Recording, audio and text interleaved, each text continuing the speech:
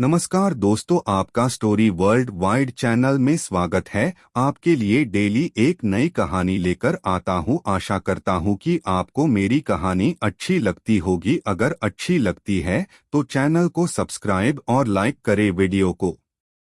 Channel को subscribe करके हमारा मनोबल जरूर बढ़ाएं ताकि हम आपके लिए और भी खौफ से भरी कहानियां ला सकें। तो चलिए दोस्तों, अब सल खुले, माथे पर सिंदूर और हाथ में मटके जैसा कुछ। मैंने ट्रक रोका, उसने हमारी ओर देखा, फिर मटका जमीन पर फोड़ा। मिट्टी नहीं निकली, खून निकला। ट्रक की हेडलाइट्स जैसे फड़कने लगी।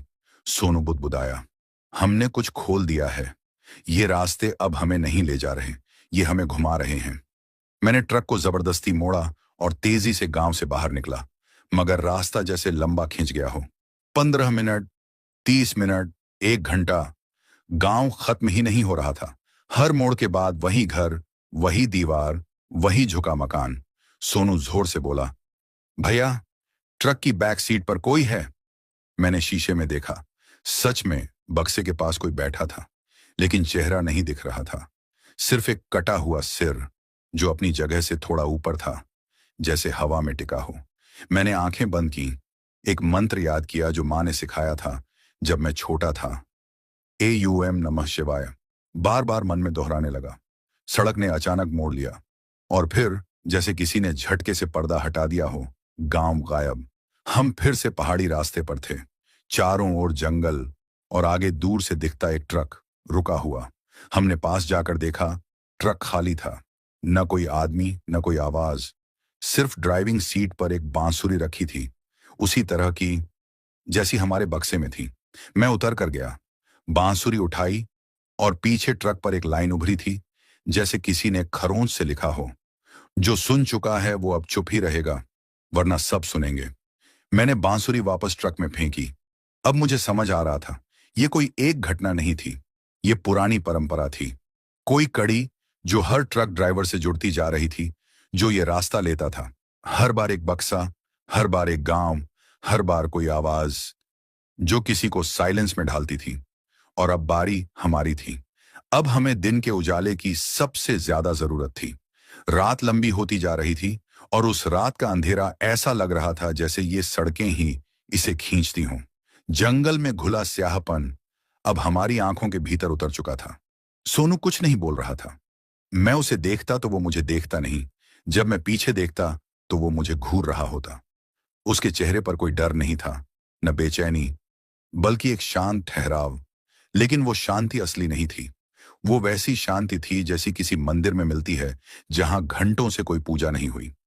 मैंने ट्रक को सड़क से उतारकर एक वीरान रास्ते में मोड़ा। GPS ने दिखाया कि अगर हम ये छोटा रास्ता पकड़ें तो जल्दी सिलीगुड़ी पहुंच सकते हैं।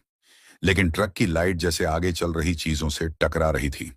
सामने जंगल था, लेकिन कोई चल रहा था उस जंगल में। दूर लाइट की किरण में एक बुजुर्ग महिला दिखी जो कुछ उठा रही थी जमीन से। मैंने ट्रक रोका। भैया, रुकिए मत, सोनू ने धीमे लेकिन सख्त लहजे में कहा। मैंने हैरानी से उसकी तरफ देखा। क्यों? क्योंकि वो औरत नहीं है, उसने कहा। मैं फिर से आगे देखने लगा। अब वह महिला धीरे धीरे हमारी तरफ मुड़ रही थी। उसका चेहरा, या तो वो बहुत झुकी हुई थी या उसकी गर्दन अपनी जगह से खिसकी हुई थी, जैसे उसकी रीढ़ सीधी ना हो। उसने कुछ उठाकर हवा में फेंका, फिर जमीन पर बैठ गई और मुंह से अजीब सी ध्वनि निकलने लगी, जैसे कोई लोहे की छड़ से घंटी को खुरच रहा हो। झर्र झर्र झर्र। मैंने गाड़ी को वहीं घुमाया।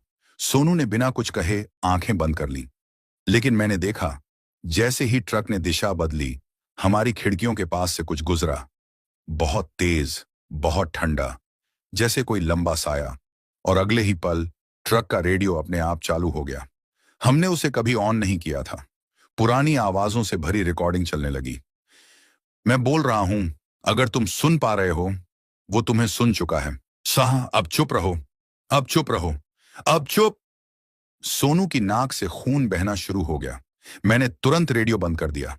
उसने सिर झटका और फिर अपनी जेब से वो नीला धागा निकाला जो उसकी मां ने उसे सिलीगुड़ी रवाना होते वक्त बांधा था। भैया, ये सब बक्से से हो रहा है, मैंने धीमी आवाज में पूछा। क्या बक्सा खोलना चाहिए? सोनू ने घबराकर कहा। नहीं, खोलते ही सब बाहर आएगा। आपने देखा नहीं, हर जगह वही चीज दोहराई जा रही है। जिसने खोला उसने खुद को खो दिया। बस हम उस मोड़ से बस गुजर रहे हैं जहां सब दोहराया जा रहा है। मैंने लंबी सांस ली। तो क्या करें? बक्से को वहीं छोड़ दें जहां से लाए थे। मैंने कहा, वो जगह अब मिल भी नहीं रही। हम उसी ट्रक में थे, लेकिन ट्रक अब सड़क के नियमों से नहीं चल रहा था। वो खुद किसी आवाज की तरफ खींच रहा था। अगले कुछ घंटे हम ऐसे ही चलते रहे। बीच में सड़क गायब होती, फिर अचानक उभरती। कभी चारों तरफ धुंध होती, कभी धुंध हटती और सामने कोई पुराना टूटा हुआ मंदिर निकल आता। लेकिन फिर एक जगह ऐसा हुआ जो सबसे ज्यादा अजीब था। हम एक गांव से गुजरे जहां सभी लोग मूर्तियों की तरह खड़े थे। एक एक इंसान सड़क किनारे, आंगनों में, खिड़कियों में, बिल्कुल सीधे, आंखें बंद, हाथ जोड़कर खड़े हुए। ट्रक की हेडलाइट उन पर पड़ती और लगता जैसे वो सांस भी नहीं ले रहे। सोनू फुसफुसाया, ये कौन लोग हैं? मैंने कहा, मुझे नहीं लगता ये लोग हैं। ये शायद वो हैं जो पहले बक्सा लेकर निकले थे और वापस नहीं लौटे। हमारा ट्रक जैसे उन पुतलों के बीच से चुपचाप निकल रहा था। पर तभी अचानक बक्से से हल्की सी घंटी की आवाज आई, टन। और जैसे वो सभी मूर्तियां एक झटके में हमारी ओर मुड़ गईं। सभी की आंखें खुलीं, लाल चमकती हुईं, लेकिन बिना पलक के। उनका मुंह हिला नहीं, लेकिन एक साथ एक ही वाक्य सुनाई दिया, घंटी को बजा दिया, अब मौन तुम्हारा नहीं है। मैंने तेजी से एक्सेलरेटर दबाया। ट्रक जैसे दौड़ पड़ा। मोड़ पर आते ही गांव पीछे छूट गया। सोनू बुरी तरह कांप रहा था। मैंने उसके कंधे पर हाथ रखा। बस थोड़ा और, हम निकल जाएंगे। उसने मेरी तरफ देखा और पहली बार मुझे ऐसा लगा कि उसने दो जगह से देखा। एक तो वो जो मेरा खलासी था और दूसरा वो जो शायद अब तक उस बक्से के भीतर था। मैंने ट्रक रोका। एक खुले मैदान में हम दोनों उतरे। सामने एक छोटा सा पत्थर का चबूतरा था और उसके बीचों बीच एक लोहे की घंटी, टूटी हुई मगर किसी पुरानी कहानी की तरह चुपचाप खड़ी। सोनू ने बक्सा उठाया। उसने मुझे देखा। भैया, अब जो भी होगा यहीं होगा। मैंने सिर हिलाया। हम दोनों ने बक्से को चबूतरे के पास रखा। बक्सा अब सुलग नहीं रहा था। वो एकदम ठंडा था। लेकिन जैसे ही वो जमीन से टकराया, पूरे मैदान में हवा थम गई। घंटी खुद ब खुद हिलने लगी। सोनू ने पीछे हटते हुए कहा, कुछ मत बोलिए, कुछ मत सोचिए, बस एक शांति बनाए रखिए। मैंने आंखें बंद कर लीं। एक धीमा सा नाद, जैसे किसी मंदिर के गर्भगृह से निकलता हुआ, हमारे चारों तरफ फैल गया। फिर एक चमक, एक झोंका और फिर सब शांत। जब आंखें खोली, बक्सा नहीं था। चबूतरा अब खाली था। घंटी जली हुई थी और मैदान में एक अलग सी हल्की रोशनी थी, जैसे किसी पवित्र जगह की होती है। मैंने सोनू की तरफ देखा। वो मुस्कुरा रहा था, असली मुस्कान। उसकी आंखें फिर से वैसी ही थीं। वो डर, वो परछाई, वो साया, सब जैसे धुल गया हो। खत्म हो गया भैया, उसने कहा। मैंने कहा, हाँ, शायद अब हमारी ड्यूटी पूरी हुई। हम ट्रक में वापस चढ़े। इंजन स्टार्ट हुआ। इस बार किसी भी रेडियो से आवाज नहीं आई। जीपीएस ने रास्ता दिखाया, सिलीगुड़ी से सिर्फ 30 किलोमीटर दूर। रास्ता अब साफ था। सिलीगुड़ी की तरफ जाते हुए ऐसा लग रहा था जैसे कोई भारी बोझ हमारे सिर से उतर गया हो। ट्रक अब पहले जैसा ही लगने लगा था। आवाज वही, झटका वही और गियर बदलते समय होने वाली खड़खड़ाहट भी वही। पर अब हम वैसा नहीं थे। मैं और सोनू दोनों चुप थे, पर इस बार वो डर वाली चुप्पी नहीं थी। ये वैसी चुप्पी थी जैसी एक लंबी और कठिन पूजा के बाद होती है, शांति की। सोनू ने धीरे से कहा, भैया, क्या हुआ वो सब सपना था? मैंने कहा, अगर सपना होता तो इतनी गहराई से महसूस नहीं होता। उसने गर्दन झुकाई और बाहर देखने लगा। मैंने ट्रक के डैशबोर्ड से अपना छोटा सा गणेश जी का स्टैचू उठाया, उसे साफ किया। कई दिन हो गए थे उसे ठीक से देखे बिना। मैंने हाथ जोड़ ली। कुछ भी था वो, जो कुछ हमने महसूस किया, जो दिखा, जो सुनाई दिया, वो सब अब भी हमारे साथ ही है। पर अब वो डर नहीं देता, अब वो सिखाता है। सड़क पर अब हल्की भीड़ दिखने लगी थी। बाइक, बसें, लोकल गाड़ियां। हम अब पहाड़ी रास्तों से नीचे उतर रहे थे। धीरे धीरे सब नॉर्मल लगने लगा। पर जैसे ही हम शहर के करीब पहुंचे, कुछ अजीब हुआ। सोनू ने बाईं खिड़की से देखा और तुरंत चौंक पड़ा। भैया, वो देखिए। मैंने भी देखा। सड़क किनारे एक मंदिर था, छोटा सा, बहुत पुराना, और उसके बाहर जो बैठा था वो वही बूढ़ा बाबा था जिससे हमने चाय ली थी।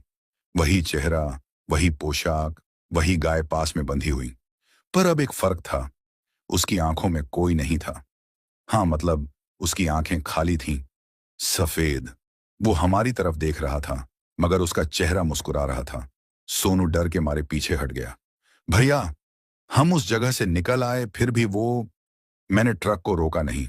मैं जानता था अब रुकने का कोई मतलब नहीं। जो चीजें हमसे जुड़ गई हैं वो पूरी तरह कभी जाती नहीं। वो हमारी जिंदगी का हिस्सा बन जाती हैं, जैसे परछाई जो उजाले में भी साथ चलती है। हमने सामान सिलीगुड़ी में डिलीवर किया। सब कुछ नॉर्मल तरीके से हुआ। कोई सवाल नहीं किया। किसी ने नहीं पूछा कि ट्रक देर से क्यों पहुंचा। माल उतारते हुए सोनू ने मुझे देखा।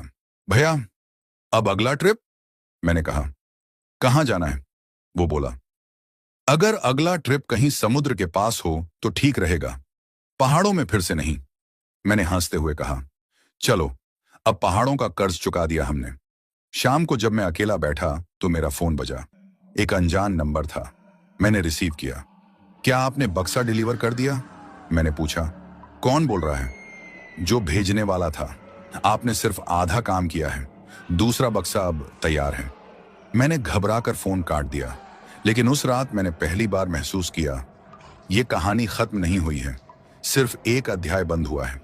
सच्चाई ये है कि देश के हर कोने में ऐसे गांव हैं, ऐसी जगहें हैं जहां समय रुक जाता है, जहां चीजें बोली नहीं जाती, सिर्फ महसूस की जाती हैं। और ट्रक ड्राइवर, हम सिर्फ सामान नहीं ढोते, कभी कभी हम किसी और की अधूरी कहानी को उसकी मंजिल तक ले जाते हैं। सोनू अब पहले जैसा लगने लगा था, पर जब भी कोई घंटी बजती वो चौंक जाता। मैं अब भी स्टीयरिंग के पीछे बैठा हूं। रास्ते अब भी लंबे हैं, कुछ रोशनी भरे, कुछ सिर्फ साए लिए हुए। तो दोस्तों, ये कहानी यही खत्म हुई। अगर आपको ये कहानी पसंद आई हो तो वीडियो को लाइक और चैनल को सब्सक्राइब करें, ताकि और भी डरावनी कहानियां में आप तक पहुंच सकें। कहानी को अंत तक सुनने के लिए दिल से धन्यवाद दोस्तों। आज के लिए बस इतना ही। मिलते हैं जल्द ही कुछ नई कहानियों के साथ।